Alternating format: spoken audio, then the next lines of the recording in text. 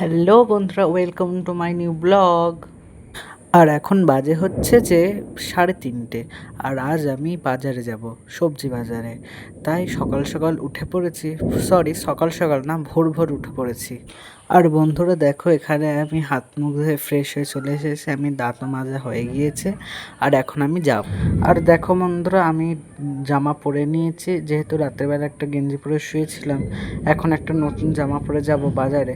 তাই আমি চুলটা আঁচড়ে নিচ্ছি, কিন্তু জানো একটা আমার কি সমস্যা, আমার চুলগুলো তো বড় বড়, তাই আমার একটু হ্যান্ডেল করতে অসুবিধা হয়। চলো কিছু করার নেই, লাইট ফ্যান অফ করে দিয়ে নিচের দিকে যাওয়া যায়। চলো নিচে গিয়ে দেখ।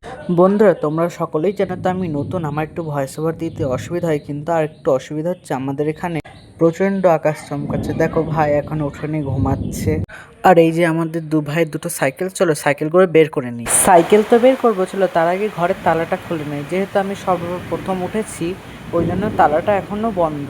তালাটা খুলে নিই, তারপর সাইকেলটা বের করে নিই। চলো আমার সাইকেল বের করা হয়ে গেছে, চলো এই গেটটা প্রথমে লাগাই, তারপরে এই গেটটাও লাগিয়ে দিই, না হলে বাইরে কুকুর আছে অনেক, ঘরের ভিতরে ঢুকে যাবে। আর এই যে এখানে আমার সাইকেল বের করা হয়ে গিয়েছে। আর দেখো বন্ধুরা, আমি আর আমার দাদু যাচ্ছি বাজারে, আমি আর আমার দাদু ছাড়া রাস্তায় কেউ নেই।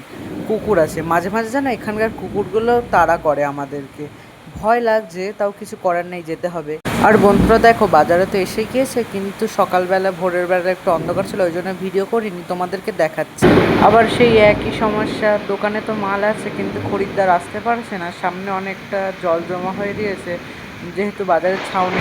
যা হোক করে আমাদের তো আজকের মালটা শেষ হয়ে গেল, আর আমি এখানেই আমার মিনি ব্লগটা শেষ করছি। টাটা।